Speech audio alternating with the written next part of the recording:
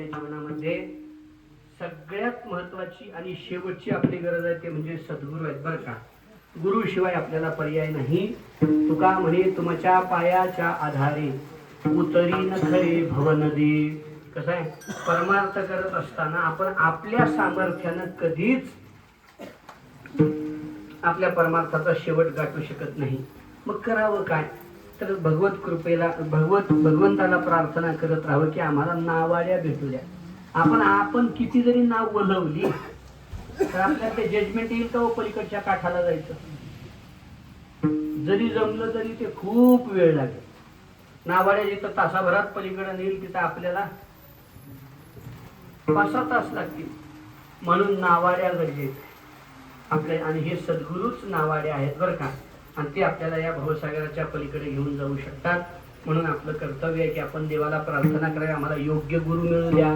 बरं, मिळाले आपल्याला मारुती बाबा सारखे सद्गुरू मिळाले, आपल्याला गुरुवारी वास्कर मालकासारखे गुरु मिळाले, किंवा आपल्या भाग्यानं आपल्याला जे जे गुरु मिळालेले आहेत ते प्रत्येकासाठी मिळाले ना गुरु, आपल्याला योग्य गुरु मिळाले. पण आता पुढं काय, तर किम योग्य गुरु मिळाले म्हणजे सगळं झालं, मिटलं का? आपलं काय कर्तव्य आहे, गुरु मिळेपर्यंत आपण सायास करून गुरुची प्राप्तीची प्रार्थना करावी. पण मिळाल्यावर काय, मिळाल्यावर गुरुची पूजा करावी, बरोबर की नाही, करावीच, त्यात दुमत नाही. पण आपल्याला जर एखादा रोग झाला असेल आणि एखादं औषध आपल्याला भेटलं, त्या औषधाची पूजा करावी का औषध प्यावं, सांगा ना. तसं गुरु सुद्धा नुसतं पूजनीय नाही. गुरुची नुसती पूजा करू नये, पूजा तर करावीच पण फक्त पूजा करू नये. पूजाच करत नसेल तर त्यांना विनंती आहे पूजा करावी. बाबा तर आयुष्यभर ते सांगत राहिले, देव सारावे परत ते संत पूजा बाबा संतांना, हे सांगितलं ना बाबांनी. आता पूजा सांगून बाबाचं दमले म्हणजे आपल्या आता बोली भाषेतला शब्द आहे, ते कशाला दमतील, ते अवतारी पुरुष आहेत.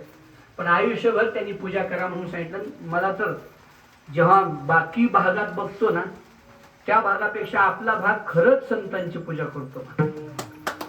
खरंच आहे की आपल्या भागात संतांविषयी जेवढा आदर आहे की नाही तेवढा कुठंच नाही.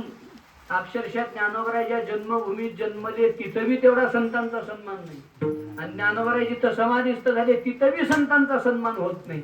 पण आपल्या भागात होतो, अक्षरशः होतो. पण एवढ्यावर थांबून चालणार नाही. आता आपलं करताय, पूजेला लागलो नव्हतं म्हणून त्यांनी सांगितलं पूजा करा. आता संतांविषयीचे आदर भाव आपल्या अंतःकरणात, पूज्य भाव, पूजा करा म्हणजे पूज्य भाव आपल्या अंतःकरणात आहे. आता पुढचं पाऊल टाकावं लागेल. काय म्हणत पुढचं पाऊल, संत नुसतं काचत ठेवून पूजा करायची वस्तू नाही. सद्गुरू फक्त पूजा करायची, पूजा तर केलीच पाहिजे यात संशय नाही, पण तेवढ्यावर थांबून चालत नाही, पुढं चालावं लागेल. इंजेक्शन मधलं जे औषध आहे ते कातडी देऊन चालते का, वरच्या दिलं तर मग चट्टे पडतात. मला पडला एक म्हणून सांग, चुकलं गणित. याचा अर्थ इंजेक्शन आत गेलं पाहिजे. नुसतं आत गेलं म्हणजे इलाज झाला का, आता वरून प्रेस केलं पाहिजे ना त्या औषध मध्ये जाण्यासाठी. तसं सद्गुरूची पूजा करणं म्हणजे नुसतं इंजेक्शन मध्ये जाणे. पण त्याच्या पुढे संतांनी सद्गुरूंनी सांगितलेल्या मार्गाने चालण्याचा आपण प्रयत्न करणं, ही खरी संतांची पूजा आहे. संतांना आवडणारी पूजा कोणती आहे, त्यांना घरी बोलवावं, त्यांना हरतुरे घालावे, पायावर जल समर्पित करावं, आपल्याकडे जे काय आपल्या परिस्थितीनं गंध अक्षदा पुष्प काय दक्षिणा अमुक तमुक देणं शक्य आहे ते द्यावं. एवढं केलं म्हणजे संत समाधानी होतात का? आणि एवढंच केल्यानं जर समाधानी होत असतील, मी पुढचं काही म्हणलं नाही, एवढंच केलं समाधान संत होत नाही. त्यांनी जे आयुष्यभर आपल्याला सांगितलं ते आपल्या जीवनात उतरणं गरजेचं. संतांनी जे आपल्याला सांगितलं, असं करा म्हणून सांगितलं ते करावं, असं करू नका म्हणून सांगितलं ते सोडावं, ही खरी संत पूजा आहे. आज गुरुपौर्णिमेचा आपण सगळेजण निश्चय करू, संकल्प करू की संतांच्या मुखातून कथा कीर्तनातून आम्ही जे जे ऐकू ते ते जगण्याचा प्रयत्न आजपासून करायचा. ठरलं का? मला म्हणणं का, त्यांना सांगा. मला सांगितलं तर मी बी खोटा, तुम्ही बी खोटी. काय भेट झाली ठका ठका, त्याच्यावर मजा येतो काय. त्याच्यामुळे मला सांगू नका काही. जो काही संकल्प करायचा आहे तो हृदयाला मनाला सांगा आणि आपल्या सद्गुरूला सांगा, सद्गुरू बाबांना सांगा, है की नाही. गुरुपौर्णिमेचं हेच त्यांना आवडणार आहे. काही काही संत महात्मे दक्षिणा घेत नाही, बरोबर घेत नाही. मग त्यांची दक्षिणा काय? त्यांची दक्षिणा हीच आहे, म्हणा विठ्ठल विठ्ठल मुखी. तुकोबराय म्हणतात ना, आम्ही तेने सुखी म्हणा विठ्ठल विठ्ठल मुखी. येर तुमचे वित्त धन ते मज मृतिके समान. देवाचं नाव घ्या. अजून काय म्हणतात तुकोबराय? मला दक्षिणा देऊ नका, मग तुम्ही काय करा असं आपल्याला सांगताय तुकोबराय. महाराज म्हणतात, कंठी मिरवा तुळशी, गळ्या तुळशीची माळ घाला, व्रत करा एकादशी, एकादशीचं व्रत करा, आणि जेव्हा वचाल तेव्हा व्हा देवाचे दास. पण आता म्हणावा हरीचे दास, तुका म्हणे मज हे आस. तुकोबराय म्हणतात, कमीत कमी मी देवाचा भक्त एवढं म्हणून तर घ्या, स्वतःला मानून तर घ्या की मी देवाचा भक्त आहे. जेव्हा खरा भक्त व्हायचा प्रसंग येईल तेव्हा येईल. भक्ताचे जाणार जे दिवस ते काही एवढ्या लवकर सोडल ना. लग्न झालं म्हणजे लगेच सासू कसं व्हायला, लगीन झालं म्हणजे लगेच आजी कसं होईल. हा होईल, एक दिवस असा येईल की ती आजी होईल, पण लग्न झाल्या झाल्या थोडंच होईल. लग्न झाल्यावर आधी तिला सून व्हावं लागेल, त्याच्याही आधी पत्नी व्हावं लागेल, सून व्हावं लागेल, त्याच्यानंतर आई व्हावं लागेल, त्याच्यानंतर सासू व्हावं लागेल, आणि त्याच्यानंतर मग आजी होईल. एवढा प्रवास करावा तसा. ती रूपन हुगुरी असं थोडंच आहे आपलं. काय ती हळद हुगुरी, तूप खाल्लं की रूप कसं येईल, वेळ लागेल. पण आपण प्रार्थना देवाच्या चरणी करावी की संतांनी जसं सांगितलं तसं जगण्याचा आपला प्रयत्न व्हावा. कंठी मिरवा तुळशी, गळ्या तुळशीची माळ घालावी, एकादशीचं व्रत करावं, जेवढं शक्य होईल तेवढं सत्संगतीत राहण्याचा प्रयत्न करावा. प्रपंच तर चालूच आहे, करावाच लागणार आहे, पण सारखं सारखं संतांच्या जवळ जाण्याचा प्रयत्न करावा. तुका म्हणे जवळी नपाचारिता जावी. काय काय माणसं म्हणतात, महाराज आम्हाला काय म्हणली नाहीत म्हणून आलं नाही. ठीक आहे, काही प्रापंचिक या गोष्टीला हा नियम लागू होतो, बोलवलं तर जावं. पण गावात भजन सुरू आहे, बोलवायची कशाला वाटलं का हो. आपण उठून भजनाला जावं, हे संतांना आवडतं, ते आपण करावं. आपल्या सद्गुरूला हे आवडतं तर आपण ते करावं. हीच खरी गुरुपौर्णिमा साजरी होईल, आणि मग भगवंताला दया येईल, आणि मग परमात्मा आपल्याला योग्य गुरुची भेट घालून देतील. किंवा असं म्हणा की जे गुरु आपल्याला प्राप्त झालेले आहेत ते सुद्धा लगेच आपल्या अंतःकरणातलं सगळं सांगतील का? ज्ञानोबा म्हणतात ना, चोख तरी भांडारी की जे. आता मला लक्षात येणं होईल, 10वी अध्यायात आहे बघा. किंवा अजून एक दृष्टांत सांगतो, पाठ असल्याला. घटी थोडेसे उदक घालीजे. घटामध्ये म्हणजे डेऱ्यामध्ये पाणी, नवीन डेरा आणला की कशी पद्धत आहे, पाणी गळतं का नाही बघायची. थोडं पाणी घालावं, पुन्हा थोडं घालावं, पुन्हा थोडं घालावं, थोडं घालावं, आणि गळत नाही तव टाचे नव्हे भले पुरते आहे. ज्ञानोबा म्हणतात हे टाचे म्हणजे गळकं नाही हे लक्षात आलं की मग मात्र माणूस प्यायला पाणी भरायला सुरुवात करतो. किंवा चोख तरी भांडारी की जे म्हणजे एखादा नवीन नौकर आला म्हणजे लगेच आपण त्याच्या हातात तिजोरीच्या चाव्या देतो का? तसं सद्गुरू सुद्धा लगेच आपल्यावर कृपा करीत नाहीत. मग त्यासाठी आपण आपलं जीवन घासावं लागतं.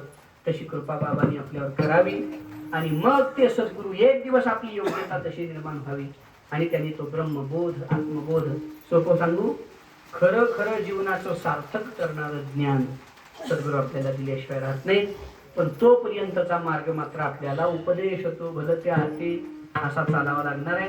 गुरु तत्व सगळ्या जगात पाहावं, आपले गुरु सगळ्या जगात आहेत, आणि तेच या रूपानं आपल्याला उपदेश करतायत, हा भाव ठेवावा असं महाराज या अभंगातून सांगतायत. आज गुरुपौर्णिमा, काहीतरी बोलावा हा भाव. अभंग काही मला कोटला घ्यावा काही सुचेना, त्यामुळे म्हणून आता उभारल्यावर बघू काय होईल ते होईल. आणि मग उभारल्या एकदा साहेबांनी गुरुपौर्णिमेला हा अभंग घेतला होता, आठवण आली. आणि मग त्यावेळेला कीर्तन सुरू झालं तर 10ला रात्री. आपण 8-10 जणच होतो काहीतरी फक्त. आणि अगदी असं साहेबांनी असं सावर्त कीर्तन घेतले की 2:15ला संपलं. नाही, हे अक्षरशः घडलेलं आहे. 10 वर्ष तर झाली असतील त्याला कमी जास्त. म्हणजे अगदी 4-5 वर्ष असेल गुरुपौर्णिमेचं कमी जास्त. तर ते त्यावेळेला घेतला होता साहेबांनी अभंग. आता त्यांनी सगळे 24 गुरु सांगितले होते त्या दिवशी. तर आता मला काही सगळे ध्यानात राहिले नाहीत समजा, पण हरकत नाही. सद्गुरूंनी जेवढी कृपा केली तेवढी सेवा आपण केलेली आहे. आता काही लांबवत न बसता झालेली सेवा सद्गुरुनाथ पंढरनाथाच्या चरणी समर्पित करतो. सेवेला पूर्णविराम. पुन्हा एकदा बाबांनी आपल्यावर कृपा करावी. संतांनी, ग्रंथांनी, भगवंतांनी सांगितलेल्या मार्गानं चालण्याचं सामर्थ्य आपल्याला मिळावं. परमार्थ बोलण्यात, ऐकण्यातच न राहता जगण्यात यावा, अशी प्रार्थना आपण बाबांच्या चरणी करू. हीच गुरुपौर्णिमेची कृपा तुम्ही आमच्यावर करा, ही मागणी करू. आता मागणी केल्यावर दक्षिणा द्यावं लागेल की. गुरुदक्षिणा, दक्षिणा म्हणजे काय पैसाच असतो थोडंच, काहीतरी द्यावं लागेल ना गुरुला. यद्यपि नाशिवंत द्या, शाश्वत घ्या. नाशिवंत देता ब्रह्म येई हाता, नामदेव आहे. सद्गुरूला नाशिवंत द्यायचं आणि त्यांच्याकडून शाश्वत घ्यायचं. नाशिवंत काय द्यायचा? देह द्यायचा, सेवा द्यायची, आणि शाश्वत परमात्मा घ्यायचा. पण द्यावं तर नाही. मग काय द्यावं त्यांना? ते म्हणतात काही देऊ नका, तुम्ही भजन करा, हेच द्या, मन द्या. तर आपण ते त्यांना देऊया. त्यांनी कृपा करावी, आपल्याला सामर्थ्य द्यावं, एवढी प्रार्थना करतो. या ठिकाणी थांबतो. मला वाटतं हे तब्येतीच्या नंतर, सगळं झाल्याच्या नंतर आश्रमातली पहिली सेवा आहे माझी. तर बाबांच्या चरणाजवळ ही सेवा झाली तर बाबांनी कृपा करावी. आणि मग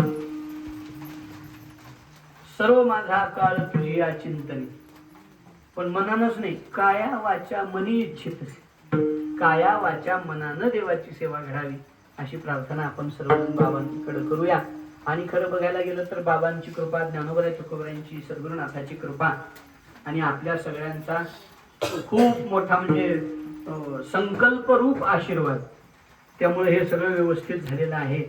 आता पहिल्याच्या स्पीडनं काही नाही, पण बिना थांबा असं म्हणू. पहिलं बिना थांबा होतं, पण एक्सप्रेस होतं. पण आता तसं काही नाही. पण सेवा करायला सद्गुरुनाथाच्या कृपेनं आपल्या सगळ्याच्या शुभेच्छेनं झालेल्या आहे. नाही तर महाराज विचार करा, अहो काय काय गावाच्या गाव सगळे त्या दिवशी प्रभू चिंतनात होते. कोण देवाला अभिषेक करायला, कोण नामस्मरण, कोण उपवास, कोण सद्गुरु शेखर बाबांनी दिलेल्या मंत्राचं जप, कोण काय अखंड चालू होतं त्या दिवशी. जोपर्यंत महाराज ऑपरेशन होऊन व्यवस्थित बाहेर आले कळालं नाही तोपर्यंत. तर ही सगळी आपली बाबांनी करून ठेवलेली जी कृपा आहे आपल्या सगळ्यावर, त्याचंच हे प्रत्यक्ष दर्शन आहे. आता आम्ही तर काय त्यांच्या मागे सुद्धा नीट चलना गेला, तरी आपण सगळे एवढं प्रेम करता. त्याचं हेच कारण आहे की तुका म्हणे होता ठेवा, त्यांनी करून ठेवलेला जो ठेवा आहे तो या भावा सापडला. तर खूप म्हणजे आता सगळं न बोलण्यासारखं आहे. म्हणजे न बोलण्यासारखं म्हणजे सांगताच येणार नाही असं आहे. त्यामुळे आपल्या सगळ्यांनी दिलेलं हे खऱ्या अर्थानं दिलाया काय अवकाश, नाही पावले आयुष्या नाश, कार्या कारण उरले शेष, गेले ते भूस जाऊ परते. तुकोबाई म्हणतात ना, काळानं अवकाश दिला, सगळं यथायोग्य पार पडलं. अन्यथा या वयात हे ऑपरेशन बहुधा सक्सेस होत नाही. त्याचं कारण म्हणजे रोग प्रतिकारक शक्ती जास्त असते, आणि बसवलेली किडनी ही कधीही बाईचीच असं समजतं शरीर. आईची, वडिलाची, भावाची जरी असली, बहिणीची जरी असली तरी ती फॉरेन बॉडी म्हणतात त्याला. जाऊ द्या, काहीतरी वेगळं चाललंय असं समजतं, आणि त्याला मारण्याचा प्रयत्न अखंड शरीर आयुष्यभर करतं ते. पण तरुणपणात रोग प्रतिकारक शक्ती जास्त असल्यामुळे रिजेक्ट लवकर होते. म्हणजे एखादा वर्ष चालते पुन्हा बंद पडते असं होतं. कधी कधी 5 वर्ष चालते, कधी कधी 2 महिन्यात, कधी कधी केल्या हे होतं, ते ऑपरेशन सक्सेस होत नाही. पण आपण सगळ्यांनी असे आशीर्वाद, तिकडं आशीर्वाद म्हणण्यापेक्षा जरा वेगळं सांगा, तुम्ही देवाला असं दमदाटी केलेली होती की त्याचा परिणाम कमीत कमी 10 मिनिटं आणि जास्तीत जास्त 10 तास एवढ्या वेळेत किडनी चालू होत असते. पण तुम्ही देवाला दमदाटी अशी केली की 8 मिनिटात किडनी चालू झाली. आपण सगळ्यांनीच तो संकल्प इकडून केला होता की आमचे महाराज नीट झाले पाहिजे. आणि खूप सगळ्यांनी कृपा केली, आशीर्वाद दिले. आणि सद्गुरुनाथ संत तर सगळी कृपा करायला अगदी